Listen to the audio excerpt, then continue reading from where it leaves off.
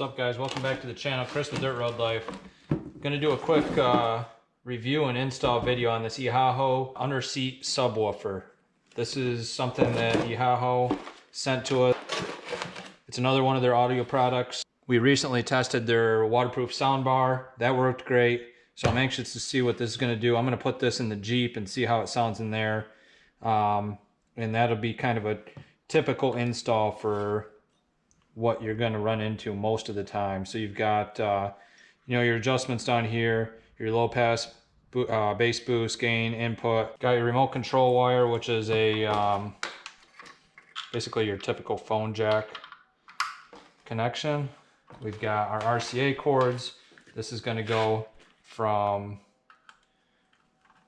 our sub to the back of our head unit.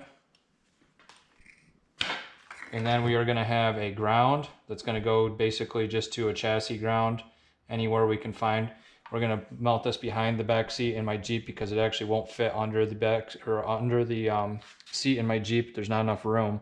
So we should be able to find a chassis ground there easy enough. And then the 12-volt power source will run all the way back to the battery. And then this REM wire, it's called, that's going to be our remote turn-on wire. And pretty much every head unit has a remote turn-on wire coming out of the back. So we just need to run a wire from here to the back of our head unit and tie into the remote wire on the head unit. And then this thing should be good to go. So let's give it a shot. All right, so I toyed around with actually doing like a full install video, but I think this makes the most sense on how this is actually wired.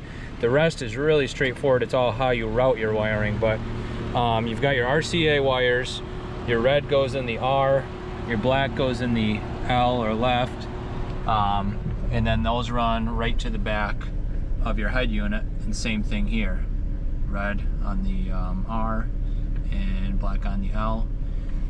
Then you've got your signal wire or your remote wire, and that's going to run from this center block here up to your remote wire or your signal wire on your head unit.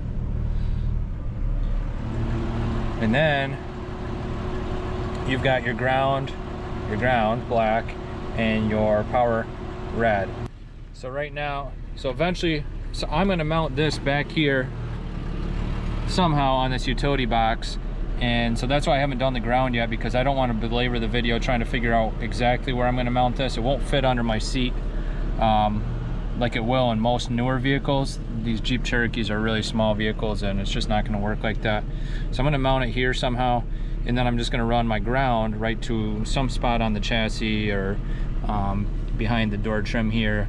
I'll sand a little spot off and put a sheet metal screw in, and that'll work for my ground. You don't have to run the ground all the way back to the battery. And your power is going to run from obviously the positive on your battery to the subwoofer. So really simple. Then you got your remote control that I already showed you how to plug that in, but you're going to run, comes with a lot of cords, so you can run that from wherever you mount this subwoofer right up to somewhere on your dash and put it in with a couple screws, and then you've got easy access. Obviously I would do it over there in the middle somewhere where I can reach it, but put that like halfway and we'll see what this thing sounds like.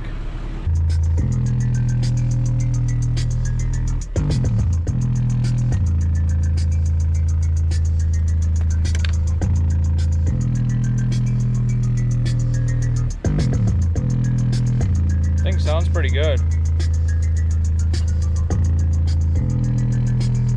Super easy install, nice lightweight aluminum, good finish, good fit and finish, and it lights up based on the beat of the music, so that's cool. It does have different settings.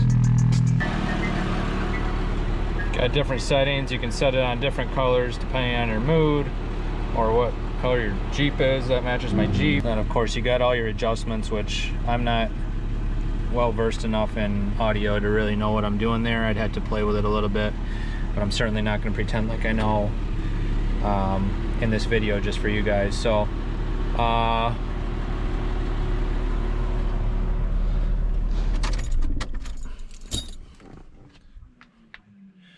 So I'll move this back here, and then I'll use this short wire or whatever length wire we need to run from my ground port to a chassis ground. I'll use a remote wire to go up to my signal wire on my head unit, and then the power wire and the RCA cables. All three of these wires, the remote wire, the power cable, and the RCA cable, and the remote control wire, I'm going to run right up under this trim here, tuck them all away, hide them. I'll run the one across there, the rest, or both of those across there, the power wire I'll run through the firewall, and then I'll mount this fuse block right here somewhere. But that's all there is to it. It sounds great, it's easy to install, and it would be the same thing if I did it on my side-by-side, but I do not have room for it in here. Thanks to Ehaho for sending that out. We appreciate their products. We've done, like I said, their sound bar. We've got their whip lights. These things are awesome.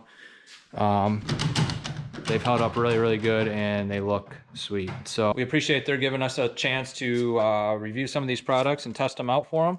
And we hope you guys enjoyed this video. We'll see you on the next one.